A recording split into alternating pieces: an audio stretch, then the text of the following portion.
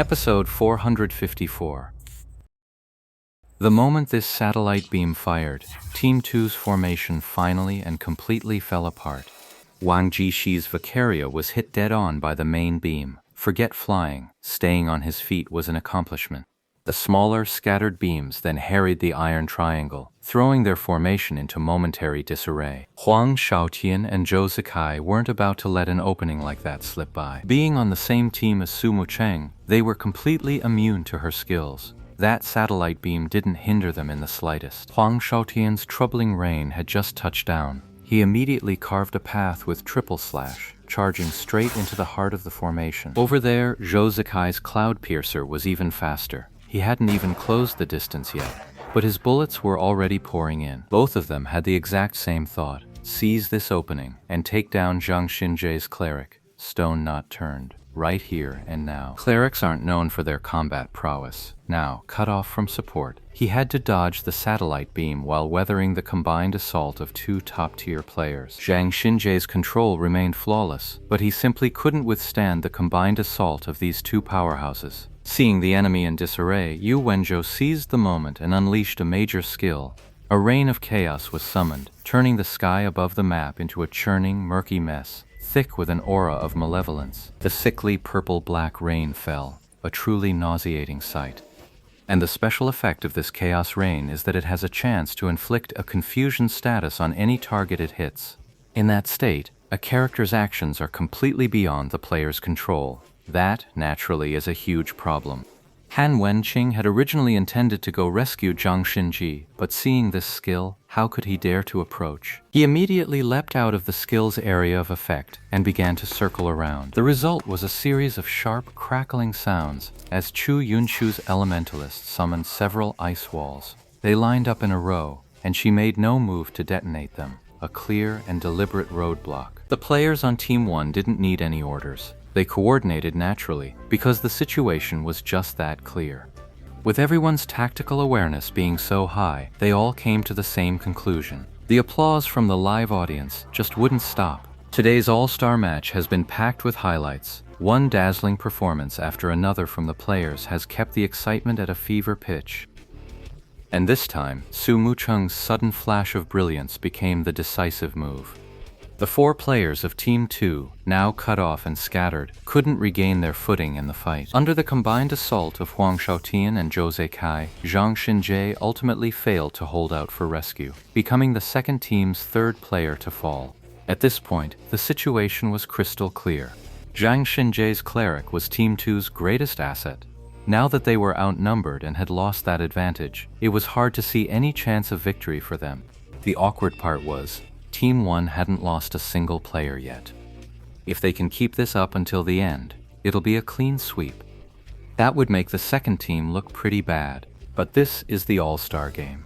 In a real match, Team 2 would definitely still fight back at this point. But on this stage, many players weren't really fighting with their all. But today, the second team had Han Wenqing. That guy never backs down from anything. Seeing this, Team 1 decided not to make the final moments too humiliating for Team 2's players. So they met them head-on, and a chaotic, all-out brawl ensued. In the end, Team 2 was completely wiped out. However, Team 1 also suffered casualties, so a flawless victory never materialized. In this final stretch, hardly anyone was keeping score. The fighting was all for show. It didn't push the crowd to another peak, but it did manage to keep the energy up. The applause finally reached its peak as Team 2's Han Wenqing and his Desert Dust finally fell.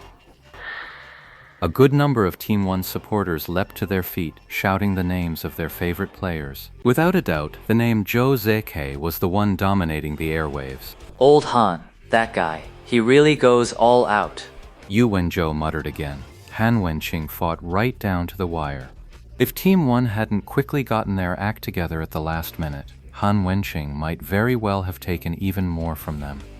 Amidst the applause of the live audience, the 12 players descended from the competition stage, and the all-star players who had previously competed in the individual and team challenge matches also returned to the center of the arena. The final score comparison flashed on the arena's giant screen. Team 1 had won. Team 1's supporters were overjoyed, while Team 2's fans, though fully aware of the exhibition nature of the all-star match, couldn't help but feel a little sour inside.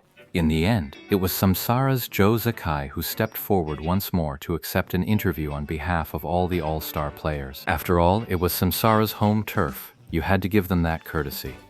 In the end, it was just more polite formalities. The match was spectacular, the audience was incredibly enthusiastic, and this All-Star weekend was a resounding success. I hope to have the chance to participate again next time. For someone of Joe Sakai's style, getting those words out must have been a real struggle. The basic pattern is, someone asks him, was the match exciting? How's the audience feeling? Very enthusiastic. So, how did you think this All-Star weekend went? Very successful. So, what are you hoping for next time? Just to be able to participate again. And that's that. After the main event concluded, there was a giveaway of commemorative items, which of course included autographed memorabilia from the star players. Back in the day, Chen Guo would have fought tooth and nail to get her hands on a Su Mucheng autograph. But now, knowing Yi Shu's true identity, Chen Guo couldn't help but feel a little smug. She knew perfectly well that with her connection to Yi Shu, getting Su Mucheng's autograph would be a breeze. So, with that, Chen Guo's sense of urgency faded. But thanks to Yi Shu, their exit today was anything but smooth. A whole crowd of reporters had ambushed them. The moment the two women appeared, microphones and recorders were thrust forward, all clamoring for news about the great Yi Chu. Shen Guo had intended to answer every question with a simple "I don't know." But Tang Rou subtly pulled her back. Instead, Tang Rou stepped forward herself and began answering the reporters' questions. Hearing Tang Rou's reply, Chen Guo suddenly realized her own carelessness. To just answer "I don't know" to everything is practically the same as saying no comment. It clearly means you know but aren't telling. That kind of response is just asking for reporters to dig deeper.